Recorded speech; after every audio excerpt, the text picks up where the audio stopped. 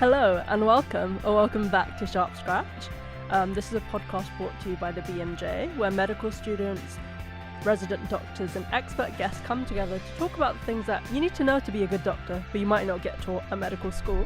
I'm your host, Zaynah Khan, a medical student in London, and this year I'm the editorial scholar running BMJ Student. I'm really excited for today's episode. Today we're joined by some regular panellists. We've got George, Webster and Elgan. Do you want to introduce yourselves? Hi, so my name's George. I'm a final year medical student based in the Midlands, currently doing my finals. And I did what Zaynah does now last year. Well, thank you for making time for us here during your finals as well.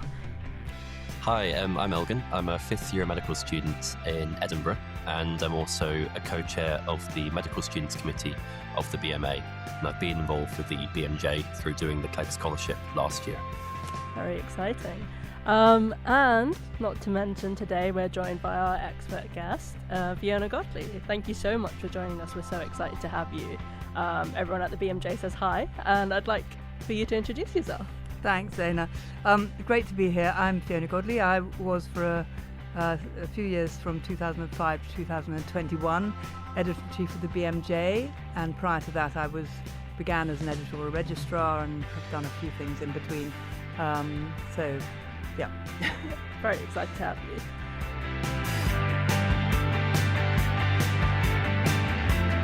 Today we're going to talk about, not to quote Jaden Smith, but when he said, can we talk about like the political and economic state of the world right now? Obviously it turned into a bit of joke, but I think for us it is quite pertinent as medics looking at everything that's happening here and across the world.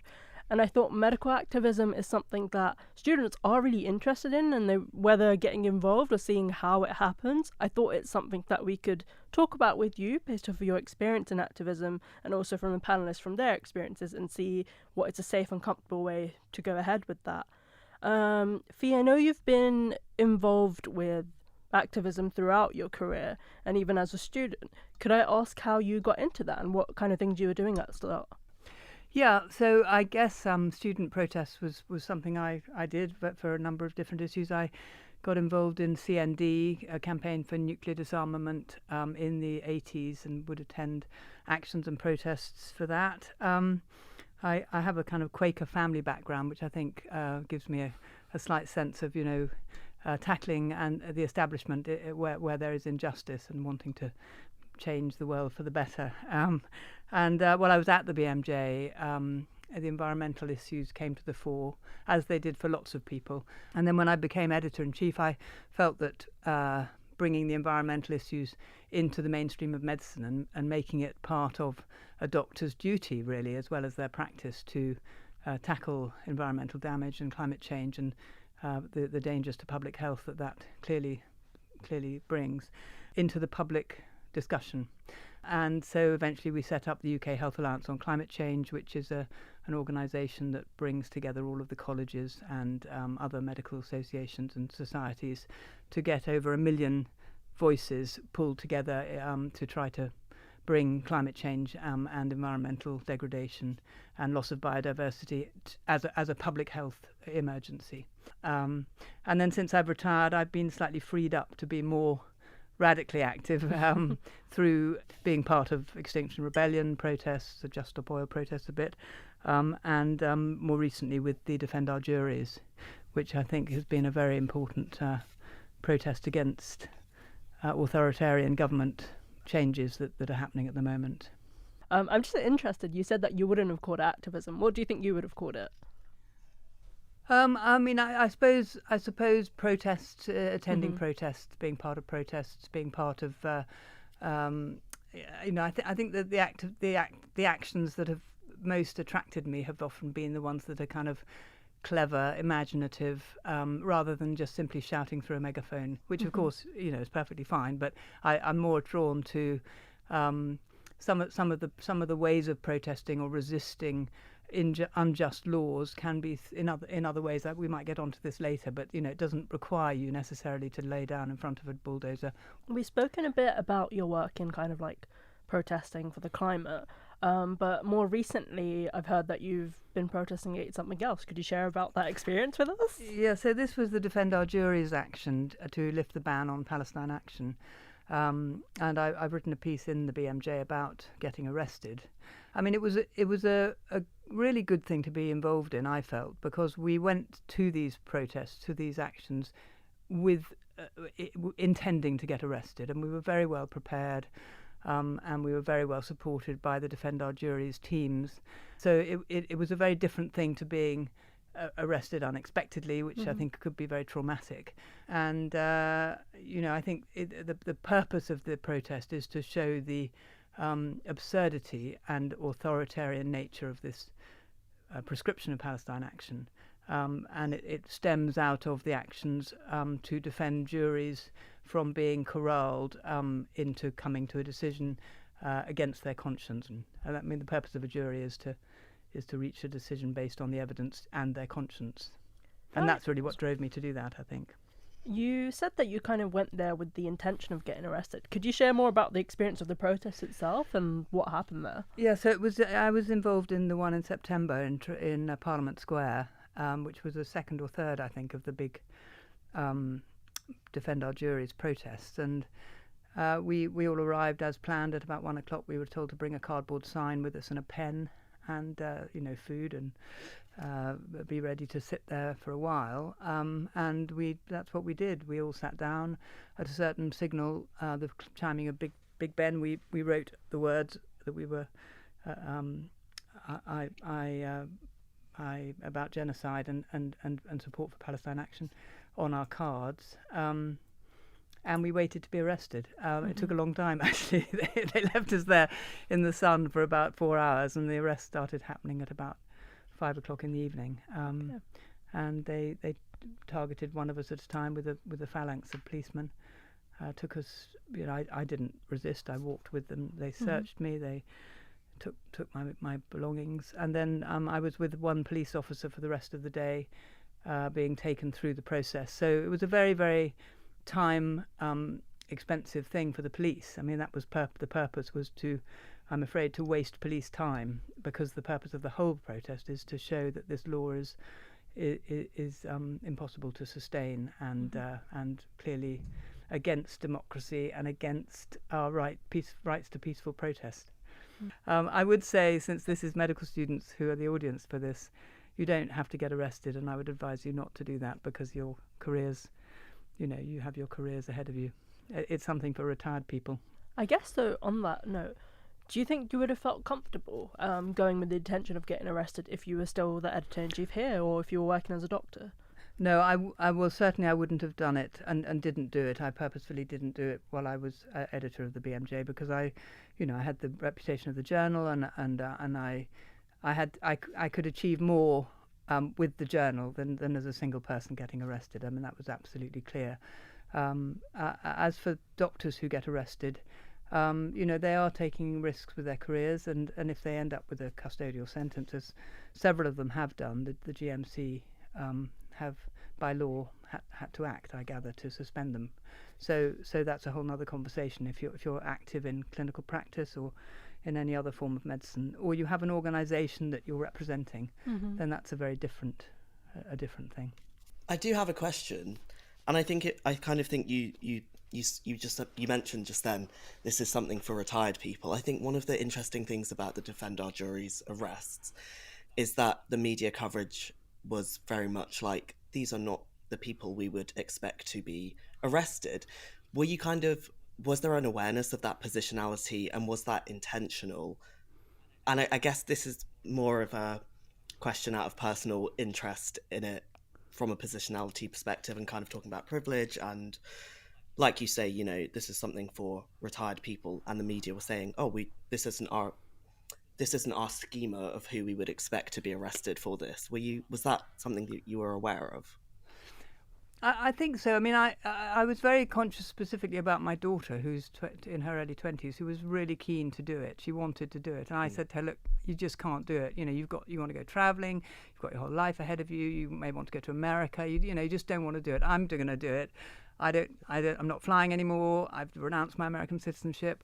I'm free to do this. It's not going to be a problem. But I think it's interesting you mentioned privilege, George, because I am maybe not sufficiently, but I am aware of white privilege and middle class privilege and professional privilege, and the way in which the police behaved on that occasion, given the fact that we were largely, not largely, there was a good proportion of older people. And I think that was a surprise. This wasn't a kind of like radical youth, which has a very different energy to it. Although there were young people there, but a lot of them were there in support because of what I've just said. And I think that's absolutely great. They were going around giving water and, umbrellas for sunshine and, just helping us all kind of sit. And that seemed a very good use of them and very good use of us.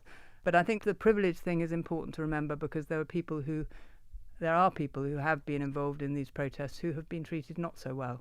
I guess it's interesting in a way that it's like there's this tension between what you feel called to do, like your conscience, or what you're able to do professionally. Kind of interesting, like your daughter wanting to get involved and you kind of advising her against it. I feel like medics a lot of the time, seeing what's going on, whether it's about the climate or what's going on in Palestine and lots of things, you kind of feel called to things, but you're not entirely sure if you're allowed to or what your space is there. Do you think this tension is something that's more modern, or do you feel like that's been there even back when you were at medical school? You're constantly having to weigh up, aren't you, your career plans and what you're doing to act on your conscience. And this is also for people who are whistleblowing about difficulties they come across in their clinical practice. Do I stand up and say something, or do I just pretend I didn't see it? It takes a lot of courage to stand up and speak up. And actually the GMC asks you to do that. One of the quotes of the core principles is to protect life, raise concerns and challenge injustice. That's the GMC. But it takes courage to do that, because the GMC itself isn't able to necessarily protect you by law if you then end up, having the law against you and going to prison. So at its extreme, that takes a great deal of courage. I think things have changed, though, and very much in the last few years. Things have changed much, beyond one could possibly have imagined, in lots of countries, but in the UK as well, with these new police laws for dealing with protests since 2022, the new law, and it feels a very different place, and I feel that it's extraordinary to me that I suppose it's a bit extraordinary that I felt myself putting myself in a position to be arrested. It's not something I think I would have thought of doing before, when I was, in my 20s and 30s, just by holding up a sign. You think, my goodness, that is pretty strange that is the case. So, we have to live in this current time, and I think we do need to protest against these things. I think it's a very worrying situation we're in, where the authoritarian government decisions are changing the nature of our public discourse. And I realised we didn't cover, but it's interesting knowing what happened after you got arrested. Like, did you have to spend the night in prison, or what happened next? Well, the advice we got from Defend Our Juries was the aim was to go into custody, but you were supposed to not tell your name, and that would require them to take you to a police suite. You were supposed to be claiming your right to be interviewed at a police station. In order to deal with the numbers, what they were doing is they were doing a thing called street bail, where we were interviewed by a detective and they asked your name, and I didn't give my name, but they had found on me when they searched me my credit card, which I'd hidden, I thought, but not enough. And so they knew my name, and then they were able to find out my details, and that allowed them to bail me on the street. I had hoped that I would... the aim was to waste the police time, I'm afraid, and I failed to do that sufficiently in that case. But I guess there were other gains, because I suppose having the article that you wrote, or having news articles about what you did, was able to raise awareness. Well, it was actually Cameron Abbasi, the editor of the BMJ, who tweeted or Instagrammed the arrest, which was very good of him, because it did, it meant that I was able to make more of an impact than I would have done just by me on my own getting arrested. So, and then I wrote the article, which I felt very helpful to kind of articulate the reasons for doing it, and I've had some good feedback from that. In case any of our listeners haven't read the article, which I will link in the description and I'd recommend you read, could you give us a little overview about what you wrote Well, it about? just really describes what happened and tries to articulate the rationale for it. Clearly, the terrible things of October the 7th and the killings of Israelis, and then the terrible events that followed with all the deaths in Gaza. And it is ongoing, so there's no resolution really yet there. That was the basis of the prescription of Palestine Action, and I was just trying to get my head around how I felt about those things and what I knew about those things, and the importance of the health professionals in Gaza, and us standing as health professionals in solidarity with them. With the lack of independent journalism in Gaza, the health professionals have become a really, really important voice, reporting about what they're seeing, and I felt, for me, that was a very key justification for standing up beside, or rather against, the prescription of Palestine Action, and in defence of our right to peaceful protest. Yeah, Definitely. Yeah, I was just going to, interesting on Fiona's point about healthcare workers, I suppose, and their sort of ethical duty towards some of these issues.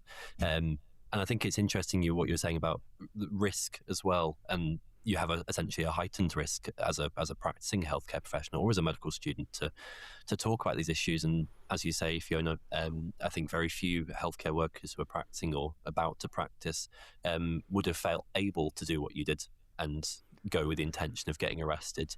And I think it's something that it's worth sort of noting that it's, I suppose, an ongoing debate, isn't it? It's widely held view by many in the medical profession, by the BMA as well, democratically, that the sanctions that have been put on some practicing doctors, such as Dr. Sarah Ben or Patrick Hart, who have both had sanctions on them for climate protest or protest about Gaza. Most, a large proportion of healthcare professionals feel that those sanctions were unjust, and yet they're the ones that are upheld by the medical practitioners tribunal service and indeed by the GMC as well. And I suppose I think it's important to characterise that as a sort of an ongoing debate, isn't it? It's one where there's a position held by those organisations I mentioned, but actually a lot of people, including myself, don't feel that those are remotely appropriate for the significance of the issues that those doctors are protesting about in peaceful ways. But because they've broken the law, it's considered necessary that they have sanctions against their professional practice. And it puts a sort of blanket, I think, on our ability as students to vocally talk about them. Yes, I know exactly what you're saying, Elgan. It's a very troubling thing and also an evolving situation, and you can sense the GMC's difficulty and them sort of, I mean, to give them their due, struggling against what is clearly a very, very difficult set of decisions. But the thing I'm feeling at the moment is the inconsistencies that we're noticing. I mean, with the Sarah Ben and also Patrick Hart, both of them had prison sentences. And as I understand it, the GMC says that if there's a custodial sentence, they have to then refer the person to a medical tribunal. And then it's up to the medical tribunal. But in both cases, they have been suspended. The criminal damage that William Stapleforth, who's a consultant gastroenterologist who was part of a pair of people who sprayed a dinosaur with in the Natural History Museum, I think, or with orange starch powder, and was convicted, I think, of criminal damage. He wasn't sanctioned by the GMC, but he was suspended, I think, slightly briefly, I'm sorry, I don't know the update, by his employer. So the other thing is, what does the NHS make of this? And that again there's inconsistency there, because they kind of aren't sure, but panic slightly about what the public will think. And then another inconsistency is that I'm aware that two of the doctors who took part in the first phase of the Defend Our Juries protests were arrested and then have been charged and have not yet been convicted of anything, but in both cases they have been referred by the GMC to an interim tribunal.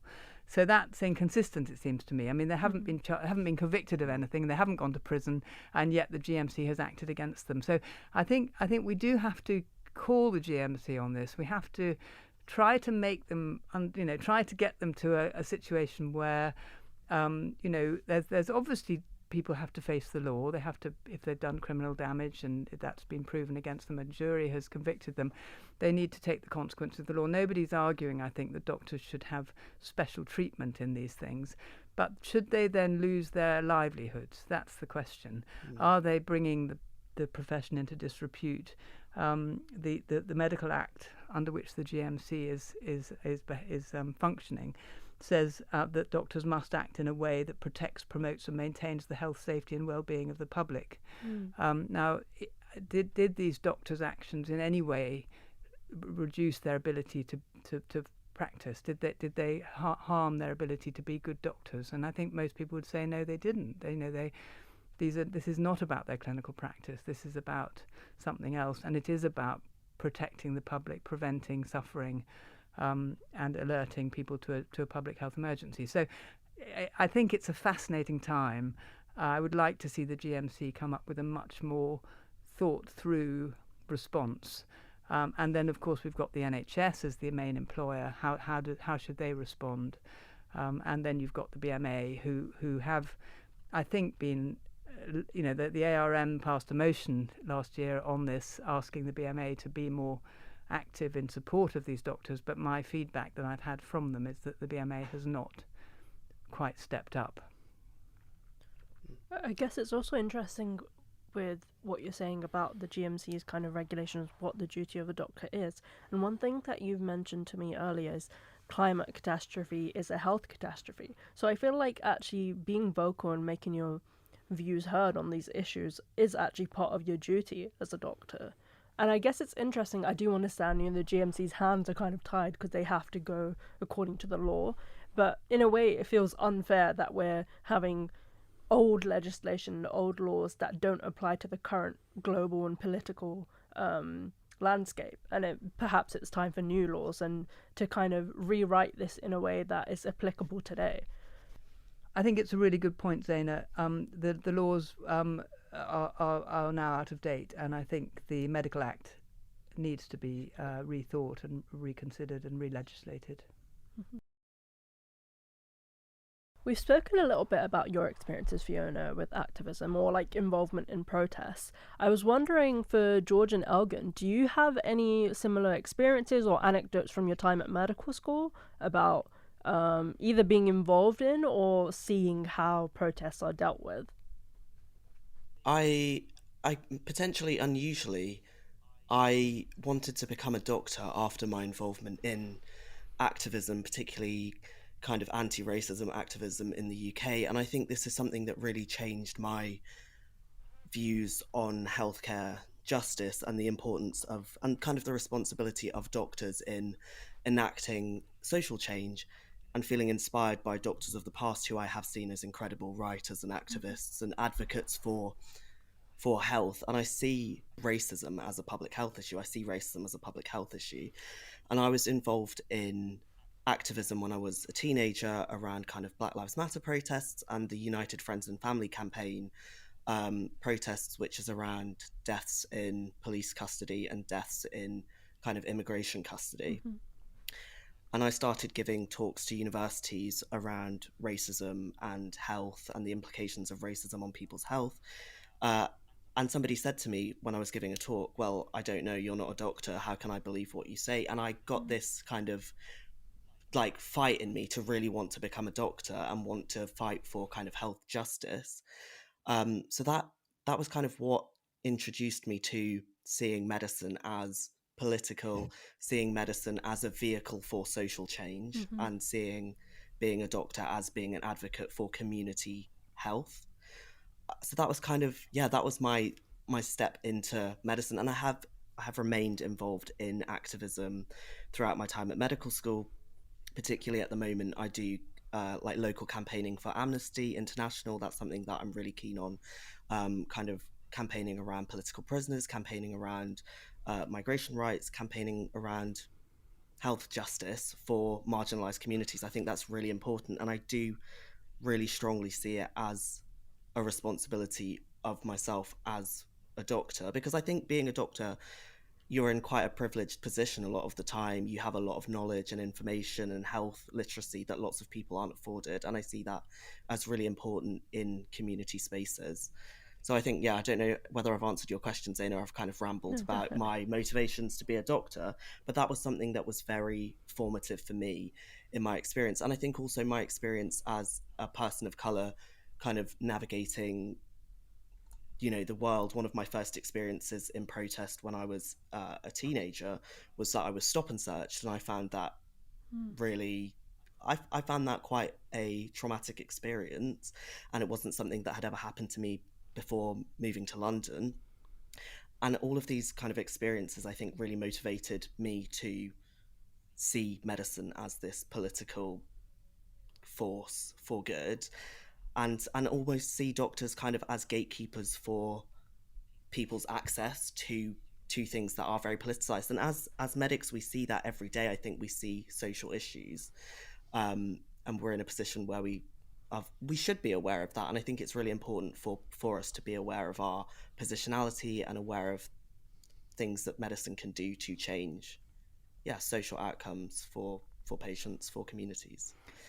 I think that's so brilliant, George. That's so eloquently put. And you're absolutely right. I think historically over the years, doctors have been exposed to the impact of injustice on their patients. They see the direct impact on their health in so many different ways. And that's been the case, from John Snow and the Broad Street Pump, and, right the way through public health being a tool for social justice. And I absolutely applaud you for highlighting that. I wanted to just say there is a book that's just come out, which I think your listeners might like to look at, but by Lynn Jones, who was she's a public health consultant who was at Greenham Common for the nuclear disarmament, and has been a activist for many years, and has written a book called Sorry for the Inconvenience, but This is an Emergency. And it's a really excellent book because it tells so many of the stories around what we're talking about, and how to go about this and how to be effective. And there are lots of books out there, but this has just come out, and I would really recommend it. Mm-hmm.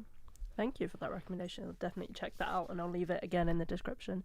And I agree with both of you. I think healthcare is inherently political. Like you're talking about in the past, like the Public Health Acts or things with sanitation have always kind of began with how it affects people's healthcare, and today with how people are treated or who gets access to good healthcare is dependent on political and global factors. And I guess that responsibility that we feel, or the duty that we have towards care of the public as doctors, kind of lends its hand very well to this. I guess this is more of a question then. I feel like we've touched on it a bit, but is it then the responsibility of medical colleges and societies to speak up about political and global issues? Or how do we find the balance there? I was going to say, Zaynah, I think it absolutely is. I think it is the duty of every body that represents either medical professionals or represents a medical interest has a responsibility towards global issues. I suppose it's what you said about politics and being entwined with medicine. I don't think you can untangle the two at all between politics. I think actually, for the sort of relevance with students, we have sort of an obligation to teach students about that and encourage it from students and reward it when it's shown. I think I've been continually impressed, I suppose, across med schools in how much interest from students there is to tackle or to speak about issues that you could either describe as political or as sort of global issues. And I think as students sitting here, we know that, don't we? There is so much sort of student society interest or campaign interest in global health, in issues with the climate, with Gaza, and indeed with issues, I suppose, closer to home with pay and conditions and how resident doctors work and how medical students study and the quality of our education. And I think students do a really actually fantastic job of that. Speaking, you asked about sort of specific experiences or anecdotes. I mean, in my own medical school, our students have been speaking vocally about Gaza, for example, trying to organise ways to arrange better teaching or encourage our university to offer teaching opportunities for students in Gaza, advocating for schemes for students from Gaza to come to the UK, collecting textbooks to send to Gaza, and indeed med students participating in vigils, in peaceful protests, and in encampments that were across the many UK universities at times. And I think often that's still happening in the context of it being quite difficult for students, because I don't think necessarily med schools always push that as something that's positive to do. It's definitely absent from our curriculum. It's often not really noticed or vocalised when it is happening, as in from our medical schools. I think do a better job with that. And then indeed we get the other side of the spectrum is that sometimes people are pushed away from doing it, discouraged from doing it. In my position as a union sort of elected representative, I hear a lot of different students having experiences where they're actively discouraged or actively sort of punitively threatened when they're participating in things that are politically risky, or put that in quotation marks perhaps. And there are some really egregious stories of students being subject to fitness to practice concerns, or even just sort of threatening behaviour in a way with that as the end goal, or the end outcome, that I think spreads across students. It sort of has an insidious impact right at the start of our career, where we feel less willing to engage in proper, if you like, activism, as opposed to just speaking about an issue. Everyone's able to speak about an issue, but sometimes we can feel resistance when we try and turn that into sort of direct action and to activism and sort of collective action, which we all have a responsibility to do, don't we? Students, I think, are really keen and often do a lot of really interesting activism, and I think that should, I suppose, to your question, Zaynah, that should continually be mirrored by, I think, the organisations that sort of represent us. And as you mentioned, Royal Colleges, trade unions, our sort of any form of elected bodies should be vocalising those concerns, and we should be encouraging them to. When I think often they have a reluctance to. And it's almost like sometimes it feels like there's this spectre of the GMC or a spectre of these kind of regulation bodies. Although, like trade unions, that kind of thing, we're meant to be feeling supported by, and we want to have them representing our voices. But if we're constantly in fear of having our voices heard by them in case of how we'd be treated, it does make things quite difficult. And Elgan, I found it quite interesting how you were saying, even for issues like closer to home about how our time as resident doctors would be, it's kind of like it fosters this environment where we're afraid to voice our opinions even when things are going wrong. So things like whistleblowing or like other issues that we may face later on in our career where it seems like we're being implicitly discouraged from doing it. And I worry for how it will affect medical practice for us later on. Can I this has brought something into my head, because I think one of the things that medical students are often worried about in regards to taking part in activism and protest is the policing of our social media. And we actually have had lectures at university where our social media presence has been talked about, and the opinions and the thoughts that we share on social media as being a place where patients might and the public might have access to our views, and being careful about what we share on social media. I think a lot of students find that almost as a little bit, you said like a spectre, but like as there's like a threat of punitive action based on our personal lives being shared. I know people are concerned about their involvement in certain movements or activism as being taken out of our personal time and impacting our careers. Do you think, I don't know if that's something that's always been there, and now because of just the nature of social media we're just more accessible. But I do think there is this threat sometimes from our medical schools of, if you share this on social media and people have access to it, that could have an impact on your professional identity and what it means. It's interesting, George. There's a kind of big brother thing going on, isn't there? And it's very tricky to navigate. But I guess it's important to point out that it's not just doctors or medical students. You look at the police. They find out they're involved in sort of toxic discussions on WhatsApp, and I guess politicians, if as has come out through the COVID inquiry, suddenly all of your trivial and less trivial WhatsApp messages are displayed for everyone to see. So I guess it's something that every profession, every walk of life has to manage, and I suppose there is a responsibility amongst medical students heading into becoming doctors that they are seen to be being, reasonable, not, toxic people out in the social media sphere. it's really tricky to navigate, because what do you do with that? How I think managing yourself online, it doesn't mean you can't say things. It doesn't mean you can't be active. It doesn't mean you can't lobby and encourage and educate other people about things. But there is a kind of tone thing that I think, it's beholden on all of us in the social media sphere to maintain. I don't want to sound like I'm a kind of establishment figure. I just think it's something that everyone has to look at. Yeah. No, I see that definitely. Yeah. Yeah. I guess that kind of brings me back to you, Fee, in terms of how you're saying that just because we're being aware that our actions may be viewed and how that might reflect on things, it doesn't necessarily mean we have to stop kind of protesting for things we believe in. What kind of ways do you think you'd recommend for medical students to actually be involved in these things that are affecting their conscience without jeopardizing their career? Yeah, I think there are so many ways, and getting arrested is absolutely not necessary. I think you can join organisations, you can join protests. You can, once you get to being a doctor, your authority is increased. I think, George, you've talked about that. I think you can get involved in advocacy as a clinician for the public health of your patients. You can politically campaign, you can lobby governments and others. There's writing and speaking, you've talked about that as well. Publicly raising awareness through those means. I'm interested in the whole research. A lot of researchers are involved in pulling out data that will support action. And, John Snow, the way he got the Broad Street pump handle removed was because he'd collected data. He's an epidemiologist, and he presented that data to the local council, and they took the handle off the pump.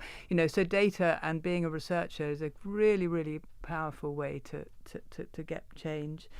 You've talked about the medical school curricula. We need to get environmental issues and social justice issues into the medical curricula, and I think teaching people how to achieve change, because that, there are lots of things one does that are ineffective and other things that over time become effective, and how do you achieve social change is a kind of art and a science in itself that people could get good at, and then there's medical students for a sustainable future and MedAct, those various organisations if people want to join stuff. I think being part of protests or any of this is also educating yourself and becoming a source of information. And, if you're in a conversation with someone who's a climate denier, you can come up with answers. I think that's a really important part of articulating things in reasonable argument, rather than necessarily just shouting back. So there's no end of ways of doing it. Again, the Lynn Jones's book, I think, gives you a wonderful history and, optimistic future for this, because things do change, things can change, and I think it's fantastic that medical students, the next generation coming up, are actively engaged and so creatively engaged in all of this. That gives me enormous hope. This is really reassuring, because sometimes it feels like when you're in a system that you're not sure how to toe the line between your professional duty and make your voice heard on these issues. But things I never actually thought of research being a way of protesting against things like the Broadchurch situation. And I guess that gives a lot more hope, because there are so many different ways that you can get involved that isn't the one way you might view it. In terms of students making their voice heard and how that is present now, I know, Elgan, you're involved in a lot of things at the BMA. Could you tell us more about that? Yeah, of course. I was just going to respond to Fiona's points as well, because I think something that I've, learnt from being involved in a trade union is that often being able to do things and do advocacy well first relies on people knowing how to and having the training and information sources to learn how to do that well. We have, 50,000 medical students in the UK, many of whom are politically interested, motivated, and have issues they care about. And we need to train them. We need to educate them and find ways to teach them how to do it themselves. Just in the perspective of the BMA, I think we can often look at Royal Colleges and other organisations at the BMJ as sort of separate institutions that are making the calls for change, and we just listen and say, oh, that's good and that's bad. But actually, we still need to flip that. And for example, the BMA is its own members. We are responsible for where that goes. And the BMJ is indeed its readers, and Royal Colleges is its members as well. We have to kind of take the advocacy back a little bit. I think that's sort of a bit of a constant struggle in a way to characterize it like that, but it's important to sort of just take it back to ourselves, and I think that's a bit missing. Is knowledge and the feeling that you can make a change yourself locally. Just to pick up on one bit of that, Elgan, was about how training people in how to make change. I think that is an absolutely crucial thing. I mean, one doesn't want to kind of make that into an establishment thing. You want to kind of make it a creative thing, and as you say, local action, national action, global action, wherever you see the pressure point where you can put the pressure, the knife in the oyster, just to open something up, create the debate. One of the things that I think is great about Extinction Rebellion and other of those kind of protest groups is they want to create dilemma for the authorities. That's what I love, is that idea of a dilemma, so that the authorities don't quite know how to respond, and they have to, and then they either look foolish or they look out of date, or suddenly the injustice is lifted up into public view. And Hugh Clegg, who was a former editor of the BMJ, said that the purpose of the journal was to show injustice, and so that then the people would change that. So that to me is a ability to create the dilemma, create the visibility, and then bit by bit over time, one has to be a bit patient. Things can change. So I agree with you. Let's teach people how to do that. Let's educate ourselves how to do that.